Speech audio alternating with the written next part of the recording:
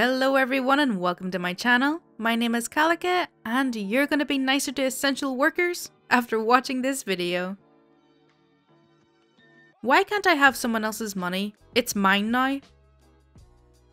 I once had a customer come in with an absolutely bizarre complaint. The customer in question was on Social Security and typically withdrew everything from their account in cash after they received it, leaving a penny. So imagine my shock when he stormed in, panicking about a minus $1,226 balance. He was losing his mind, screaming about fraud and that someone had stolen his identity. For the first 60 seconds, I was totally on his side. Then I pulled up his account. It had a $1,200 deposit randomly in a branch on the other end of the state, with a check that read ABC Moving Company, with 2 withdrawals. One read ATM, the other read Rev Error. It immediately became obvious what was going on.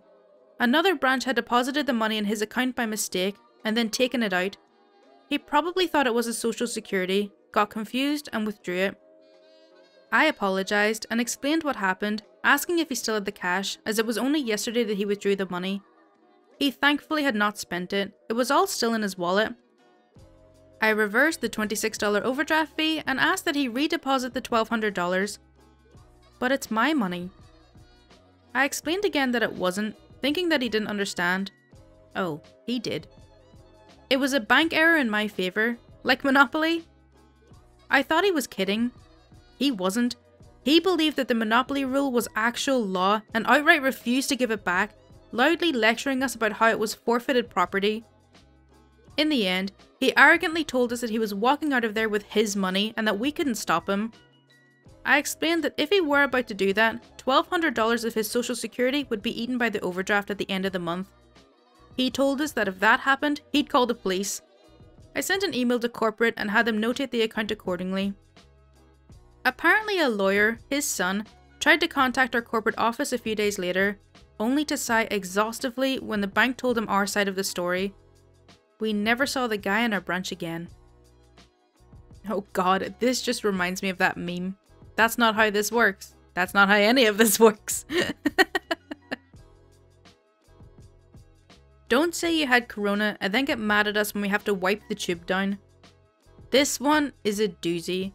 One of our guys takes this lady onto the drive-thru to do a transfer. For some friggin' strange reason, she just had to say, "I had the coronavirus, but I feel much better now." Naturally, my co-worker was appalled because now he was potentially exposed. He was wearing his face mask and gloves, thankfully. He went to our manager to see what he had to do. He had them take the tube and wipe it down with a cleaning wipe, the ones you use to clean around the kitchen and bathroom. He then sent the tube back to the lady with the ticket she needed to fill out. I kid you not, the lady flipped out, because not only did she touch a wet tube, but she was offended that we had dared to sanitize the tube in front of her.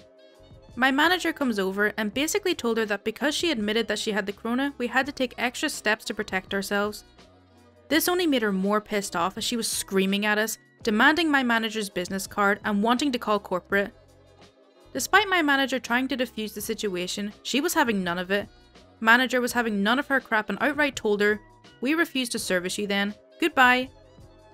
Corona lady refused to move and she was still trying to complain to us for several minutes. It got to the point where 2 cars behind her were honking and yelling at her for holding up the line. At the same time, I finished helping this other lady on a different lane and she told us, "Have a nice day," unlike that lunatic. Corona lady eventually left and the guy behind her asked what the hell happened. When we explained it, he became empathetic of the crap that we had had from the Corona lady. These people are friggin' dumb. Just because you're feeling better doesn't mean you don't have it anymore. You can still spread it to others like any other illness. Dumb witch shouldn't have said anything about a corona at all. I'm actually really happy that we don't have drive-through banks here. It just sounds like a weird concept to me, but our branches are just closed.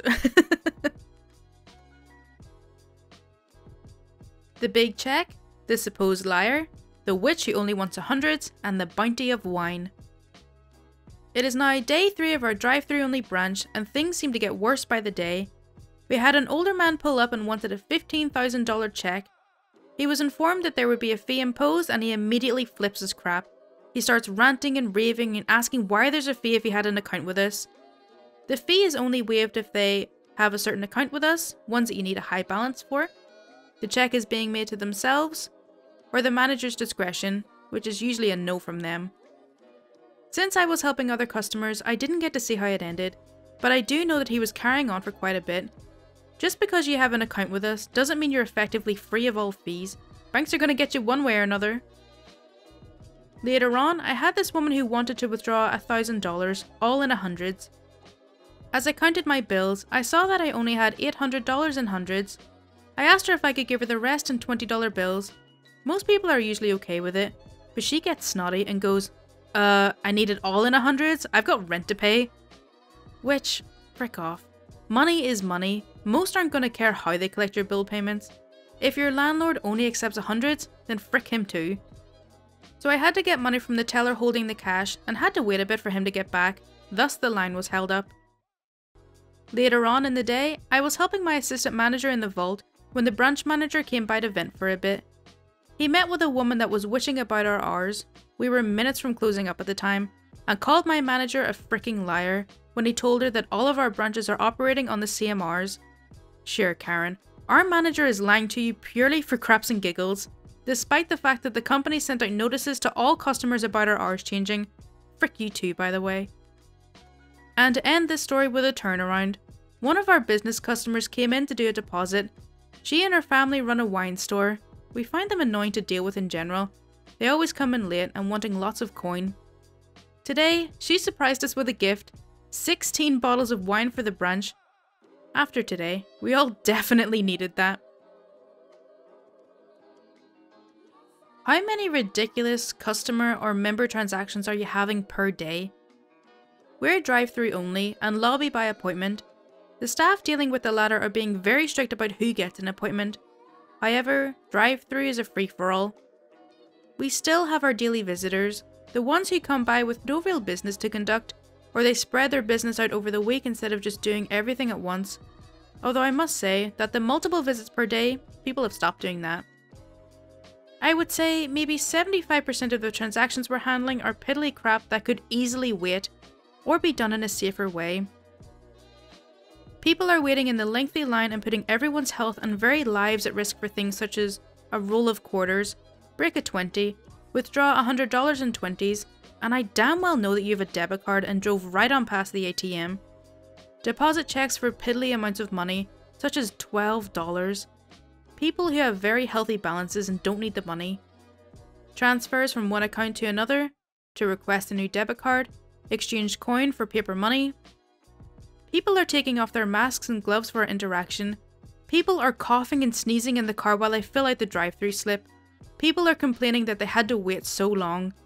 People are arguing with us because they don't want to fill out the slips, because they just told us what they want, or they just have a simple deposit, and why should they have to fill out a slip? Arguments are breaking out in the parking lot. When it gets backed up, it's difficult for staff to get in and out of the lot because nobody wants to move their cars. It's sometimes difficult to maneuver because they're blocking the entrances and even the road. Wow, that got ranty. Not every interaction is miserable, but enough are that I'm really stressed out and frustrated.